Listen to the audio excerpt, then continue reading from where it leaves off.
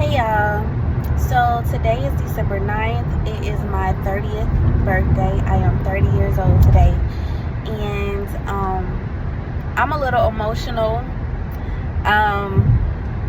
Just and I hope I don't cry on here, but I'm just thankful that God never took his hand off of me. All the times that I asked him to, all the times that I just told him that he could choose somebody else, all the times that I just thought it was too hard to maneuver through this walk. I'm thankful he never took his hands off me. I'm emotional because the woman that I am today. Let me first say this. It's raining today.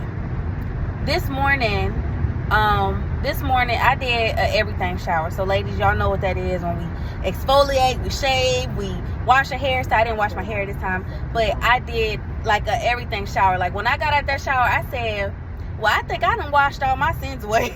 Like I felt good and clean. And then I got a massage, but on my way to the massage it was raining, and I was like, dang, I feel also like this rain is like washing stuff away. So I really felt like the old was just being washed away from me. Like inside and outside, I felt like the old was just being washed away from me. And then I get on Instagram and I see a couple friends, like they just have random notes, nothing pertaining to me, but just like new beginnings and stuff like that. And I'm listening to videos and they're saying new beginnings, and I'm just like, I feel like it's a new beginning. And one of the main reasons why I'm emotional is because the woman that I am, y'all would not imagine some of the things that I've been through for me to only be 30 years old. Y'all couldn't imagine some of the choices that I've made, some of the things that I've endured at the age of 30. And I'm happy that I've gone through it because God uses everything. And so he's using my life and using my testimony to help other people. But it's just like the woman that I am, y'all, I did not even have this woman growing up. I did not have nobody I'm the oldest of both sides. On my mom's side and my dad's side, I'm the oldest child. So I didn't have no older siblings. I didn't have no older cousins that I grew up around. I didn't have nobody older around me. My mother, nothing against her, but she's not a role model for me. Like she's not where she needs to be in her healing journey for her to be a role model for me and aspire to be like her. So I didn't have anybody like me around me. And so even when I think about like my personality, like how goofy I am, how I love to laugh, how I love to make people laugh, growing up I was the meanest child you would ever meet. I was so hateful. My environment, the things that I went through in my house, I didn't have nobody defending me. I was defending my sisters, right? So I was, going toe to toe with my mom about my sisters, or I were defending my sisters against boys and stuff like that. Boys, when they hit my sisters, I'm fighting boys and stuff like that. But I didn't have nobody like looking out for me like that. And so I didn't have no role model. I was the protector. I didn't have nobody protecting me. And so I grew up being just a real hateful person. I've been that way. Like, to be honest, like I have a picture when I was in kindergarten and I was frowning, and I remember my mom or somebody asked me why I didn't smile, and I was like, I don't like smiling. And that's such a difference from who I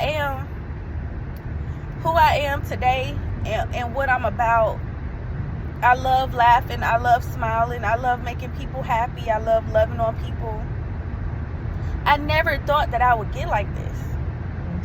I'm not saying I ain't think I was gonna see the age of 30, but the personality that I had, I was just I said it, and if you don't like it, you don't gotta talk to me anyways, because I don't want to talk to nobody. No way. I didn't value relationships, so I didn't value having positive people around me because I was so used to negative people around me. So I didn't trust nobody. I was real guarded. And to see my personality, to see how I am and who I am now, like, that wasn't nobody but God. It wasn't nobody but God. And it's just it's emotional. Like, it just feels like a rebirthing.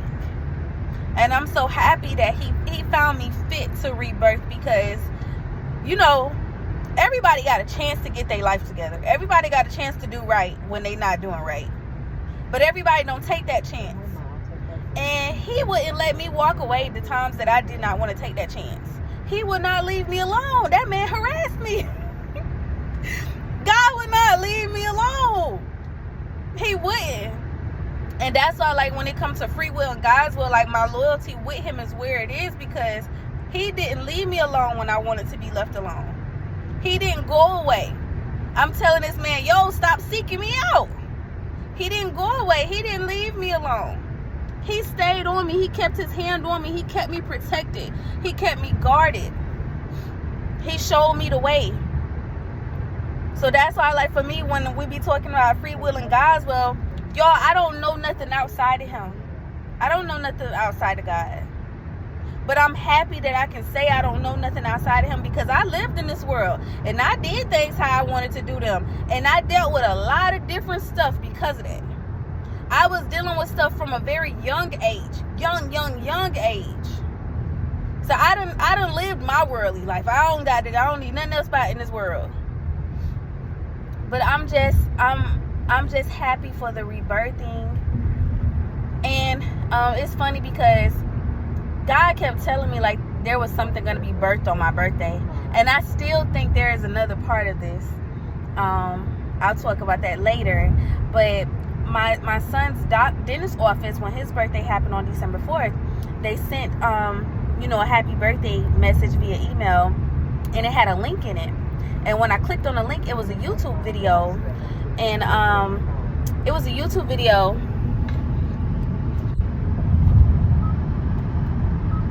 And what it was a candle playing happy birthday on a piano. And so I ended up looking at, it had 12 million likes. 12 million likes, and it was posted 9 years ago. 12/9. And that's my birthday. So, but I've been seeing 12/9 everywhere. Like, I remember I was watching this movie, and it had like 12-10, but it had an 8 right up under the dash. So it's like 12-10 and an 8 at the bottom. And then I said, that's a date right there. And I swear to God, sorry, I shouldn't have said that. I promise you, not even 30 seconds later, the lady in the movie turned around and said, it's a date. The man was asking her about seeing her again. He was asking her about seeing her on the train. And she turned around and said, it's a date. And God confirmed it to me. So I'm like, okay, 12/8 through 12/10. So for me, I'm like, that could easily be my birthday, but that could also be,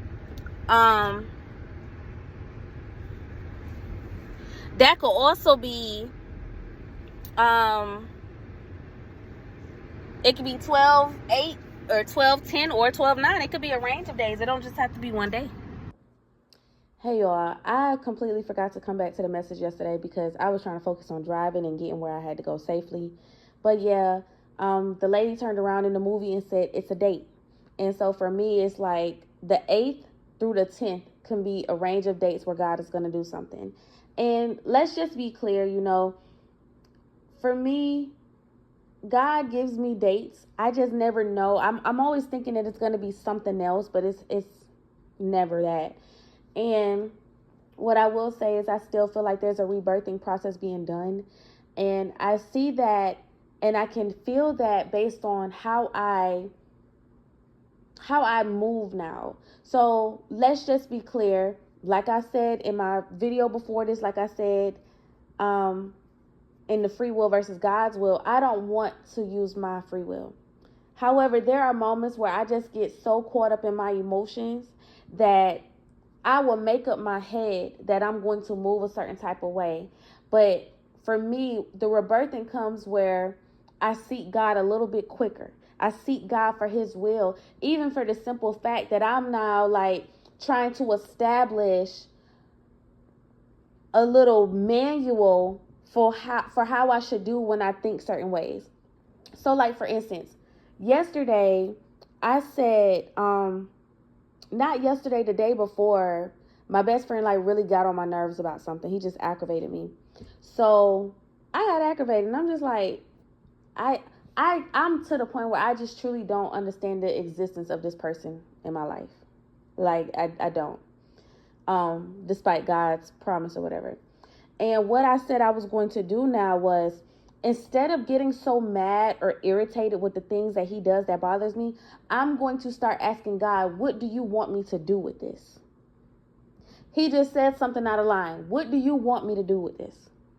He just did something that I did not think was appropriate. What do you want me to do with this? So that's one thing that I'm doing. Another thing is that, new wineskin for new wine, right? So we're still letting the old out. And let's just be clear. Yeah, I took a fantastic shower yesterday. And yes, it rained yesterday. But that does not mean the old is gone. That getting rid of the old, forgiving and forgetting and moving forward, it is a daily effort. It is an effort by hour. It is an effort by minute. Like, you have to stay consistent with it. And so another thing that I came up with was, when I found myself, feeling like, why should I forgive this person for doing XYZ? I'm going to ask myself, well, why should God forgive me for doing XYZ? Whenever I feel like saying, I don't feel like this person is worth me, like they're not good enough for me, they're not good enough to be around me, I'm going to say, well, how does God feel about me doing this? Does he feel like I'm good enough for that? Because let's just be honest. Anything that comes from God is perfect and it's pure, right? Yeah, but I'm not a perfect or pure individual. So who says that I deserve to be a part of what God has given me? Who says that I'm deserving of that grace? And we know that grace is undeserved. God gives grace to us freely because he wants to. It's not nothing that we've done on our efforts, and it's not nothing that we deserve. He wants to give it to us. And so I'm trying to rewire my thinking into giving that to people freely. I'm trying to maneuver my thinking and being more present, because there are moments that I get so caught up on the past, or I get so caught up on the future, and I really miss these moments in the present. Or because I'm so caught up on one of these two other things, I probably will blow through a present moment, messing it up with an attitude that I don't have to have. So and that's been like my theme. That's what I said my theme for my 30s was going to be, for me to slow down, for me to not be so focused on the past or not be so focused on the future, but to be more present and embrace what's going on now. So, these are little tricks that I'm doing for myself. This is all in a 24-hour span. Everything that I just told y'all is all in a 24-hour span. So, but these are things that I want to be active about. I want to be intentional about it, because walking around stressed out, walking around still being the same way I used to be, it's not cool. And let's just be clear, this is not something, if you find that these tips will help you, you do not need to start on your next birthday. You do not need to start next week. You can absolutely start at the moment that you listen to this video. Rebirthing is not just something that takes place on your birthday. I've had many birthdays this year because of the different versions of me that God was birthing out. This was not my only birthday that I had this year. This might be my only physical birthday, but God has birthed so many different versions of myself just this year of 2024. This was not my only birthday. And every version of me, God is birthing out something where I am stronger,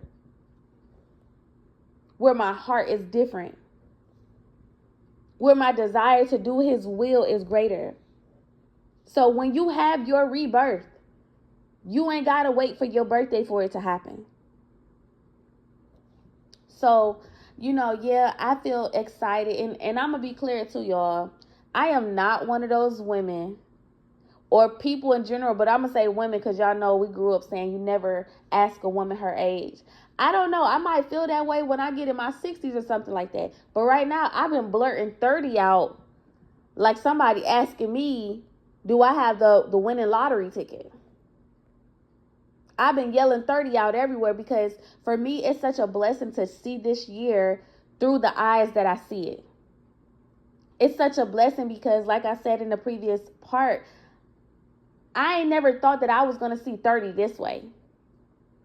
Granted, I thought my life would be completely different, but I never thought that I would see 30 through the eyes that I see them now. I never thought that I would see 30 where I'm fighting to do God's will versus fighting to do what I want to do. Where I'm putting these tips together that's going to help me interact with people in a different way, in a positive and more healthy way, versus saying, forget y'all, I don't need y'all. I never thought that was a thing for me.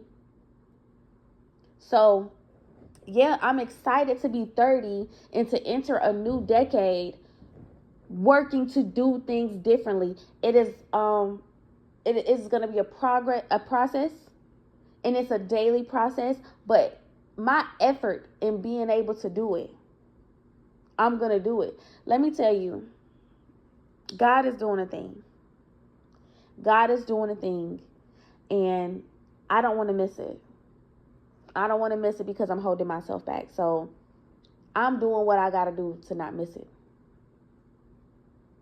So yeah, happy 30th birthday to me. Happy flirty 30. Not dirty 30. Happy flirty 30, because ain't nothing dirty about me. Never been.